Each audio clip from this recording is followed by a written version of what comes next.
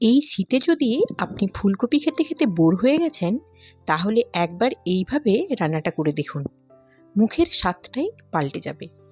এটা এতটাই টেস্টি হয় যে ফুলকপির বাকি সব রেসিপি ছেড়ে সবসময় এই রান্নাটাই করবেন। যেমন ভাতের সাথে খেতে ভালো হয়, তেমনি কিন্তু রুটি বা পরোটার সাইড ডিশ হিসেবেও খেতে পারেন। তাহলে চলুন একদম সহজভাবে আজকে রেসিপিটা আপনাদের সাথে শেয়ার করি। প্রথমে আমি একটা ফুলকপি আর কিছুটা মটরশুঁটিকে গরম জলে ভাপিয়ে নিয়েছি।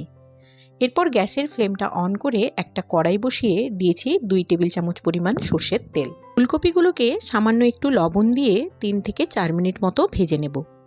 এতে ফুলকপিটা খেতে অনেক বেশি টেস্টি হয়। সামান্য একটু লালচে কালার এলেই ফুলকপিগুলোকে কড়াই থেকে তুলে রাখছি। ওই একই তেলেই দিয়ে দিচ্ছি হাফ চামচ গোটা জিরে আর 2টো মিডিয়াম সাইজের পেঁয়াজ কুচি। পেঁয়াজটা 1-2 মিনিট মতো ভেজে নিতে হবে। সামান্য একটুখানি নরম হয়ে গেলে দিয়ে দিচ্ছি 1 চামচ আদা রসুন কাঁচা লঙ্কা বাটা।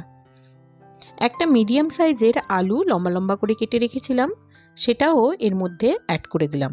আর দিয়েছি মটরশুঁটি। সব কিছু ভালো করে মিশিয়ে নিয়ে দিয়ে দিচ্ছি বেসিক কিছু মশলাপাতি, যেমন 1/4 চামচ হলুদ গুঁড়ো, হাফ চামচ লঙ্কার গুঁড়ো, হাফ চামচ ধনে গুঁড়ো, 1/4 চামচ জিরে গুঁড়ো, 1/4 চামচ গরম মশলা আর স্বাদ অনুযায়ী নুন। সামান্য একটু জল দিয়ে মশলাগুলো ভালো করে কষিয়ে নিচ্ছি। সব কিছু ভালো করে কষিয়ে নিয়ে এখন দিয়ে দিচ্ছি ভেজে রাখা ফুলকপি।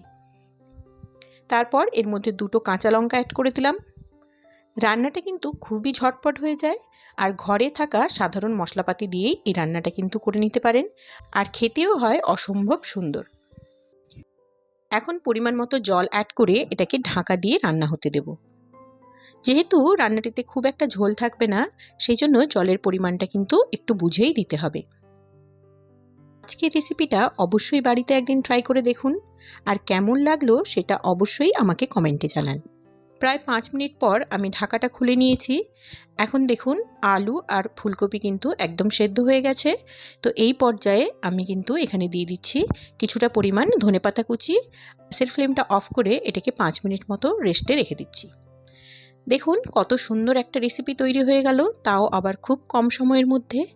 আজকের ভিডিওটা ভালো লাগলে অবশ্যই একটা লাইক এবং শেয়ার করে দেবেন, আর এরকম আরও নতুন নতুন রেসিপি পেতে আমার চ্যানেলটিকে সাবস্ক্রাইব করে পাশে থাকবেন।